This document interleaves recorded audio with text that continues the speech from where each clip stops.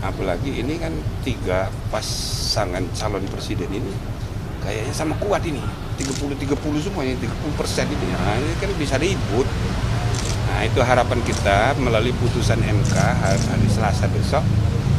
MK maksud saya, itu bisa memberi solusi yang terbaik, ya kan? Nah, termasuk mengenai 9 hakim ini. 9-9-nya dilaporkan, dan kalau mengikuti logika para pelapor ada aja alasannya itu. Dia masuk akal semua. Cuma kami kan harus adil. Maka izinkan kami mulai hari Sabtu akan membahas rancangan putusan. Ya, terutama mulai Senin lah, karena saya akan keluar kota, baru hari Minggu pulang.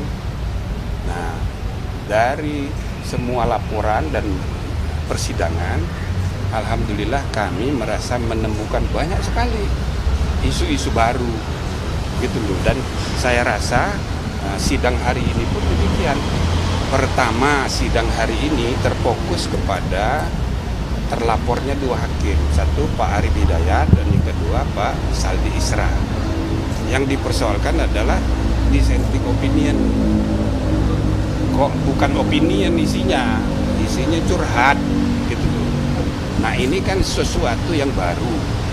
Bagaimana kita sebaiknya membangun tradisi dissenting opinion supaya jangan berlebihan.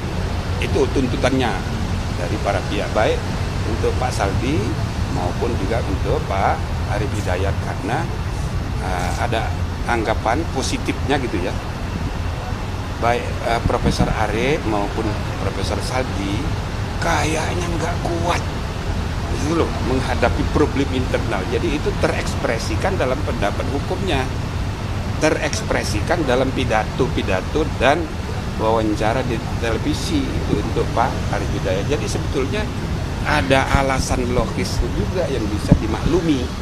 Tapi kan kita untuk membina kualitas dan integritas lembaga pengawal konstitusi, pengawal demokrasi bernama MK ini, kita kan harus meluruskan mana yang bengkok, kita luruskan. Termasuk juga mungkin saja ada semacam teguran kolektif tanpa menyebut nama untuk 9-9-nya.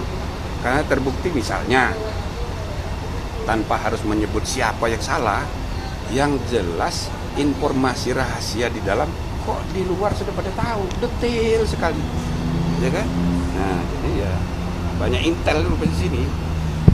Wartawan ini mirip-mirip intel ini ya. Ya, tapi itu kan hak Anda ya. Tapi maksudnya ini sesuatu yang rahasia kok dibuka keluar itu bagaimana? Selama ini hanya dugaan-dugaan, ternyata kan beda.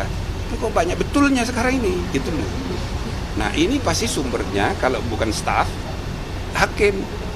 Nah, kami udah periksa semuanya, susah ini, siapa ini?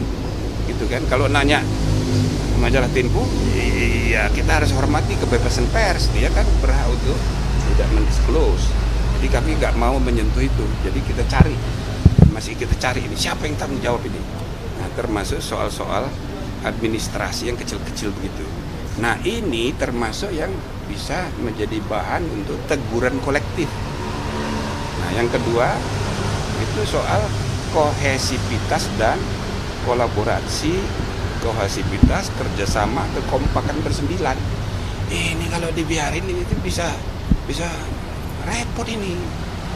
Jadi sekali lagi ya, itu ada 9 tiang itu menggambarkan bahwa independensi struktural bernama MK harus diimbangi dengan independensi fungsional setiap hakim.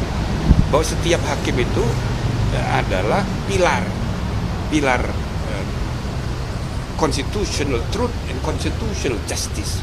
Pilarnya 9. Artinya 9 orang itu independen, mencerminkan 9 cara berpikir yang hidup dalam masyarakat. Tidak ada apa-apa mereka itu berdebat habis, ketok-ketok meja misalnya gitu. Tapi kalau keluar sudah ada putusan, ya harus menghormati. Tidak boleh emosi lalu dibawa-bawa keluar gitu loh, lalu menceritakan ini, enggak boleh itu. Nah ini juga bagian dari apa ya, yang harus diperbaiki ke depan. Jadi nggak boleh begitu. Ini lembaga serius, ini bukan pengadilan biasa.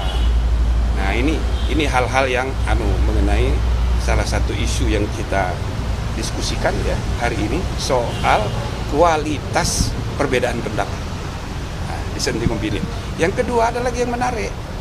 Nah, itu mahasiswa ya, mahasiswa yang tadi, mahasiswa Universitas Nahdlatul Ulama itu salah satu yang dia kalau substansi laporannya ya mirip dengan yang lain, tapi salah satu yang dia jadikan bukti itu, jadikan dalam pertimbangannya itu, dia menerangkan bahwa ada temannya dari Fakultas Hukum Universitas Nahdlatul Ulama dibantu oleh pengacara itu mengajukan judicial review terhadap undang-undang, ya kan, undang-undang pemilihan umum yang baru saja diputus oleh MK.